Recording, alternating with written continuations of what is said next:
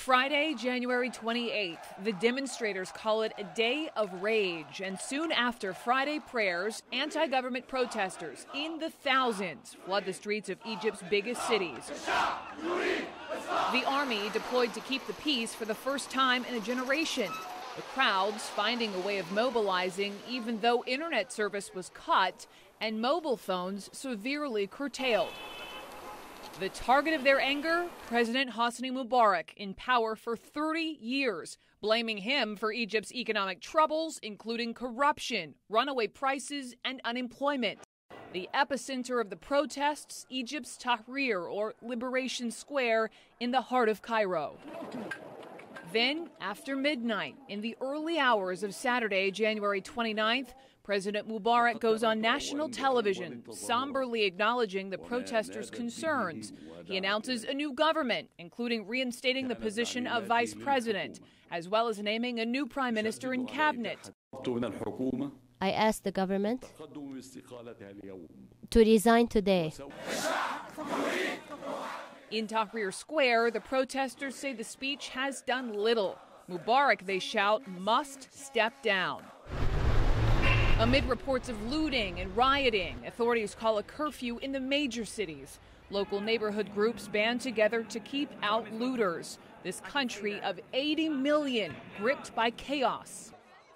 Sunday, January 30th, key opposition figure Mohammed al-Baradei arrives in Cairo's Tahrir Square, calling on Mubarak to, quote, leave today and save the country. Tuesday, February 1st, anti-Mubarak protesters call a march of millions. Ahead of the march, the president says in a televised speech he will not seek re-election. I have spent enough time in the service of the country and its people. But tens of thousands of demonstrators pack shoulder to shoulder in Tahrir Square to denounce the speech. Still, there is support for Mubarak, too, especially from those who believe the chaos is destroying Egypt.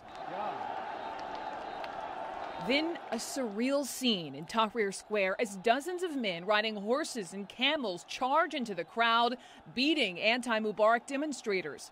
The government later says the men were employed in the tourism trade and were upset with the demonstrations.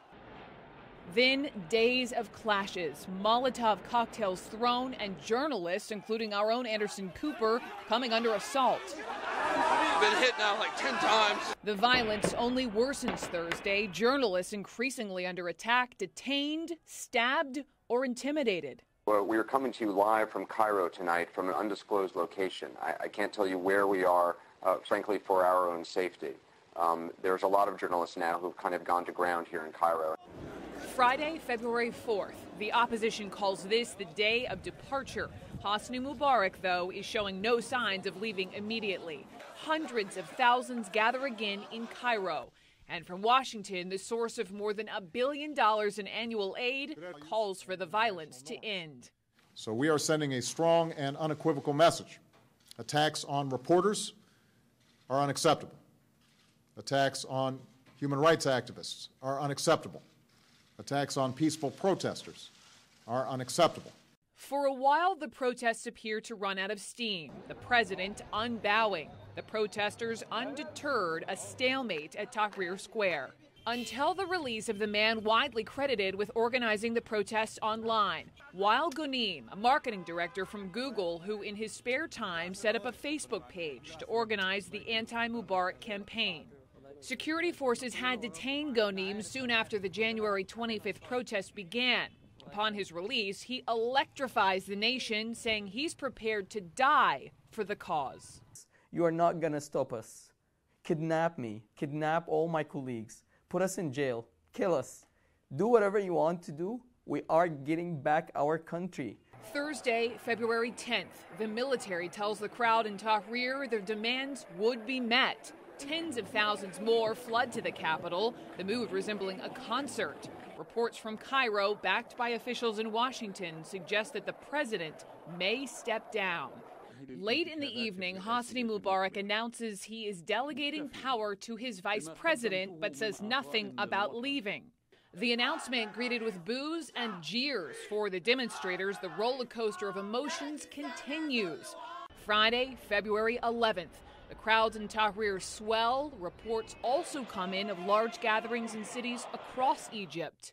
And then the bombshell announcement read on state TV by his deputy. President Mohammed Hosni Mubarak has decided to step down as president of Egypt.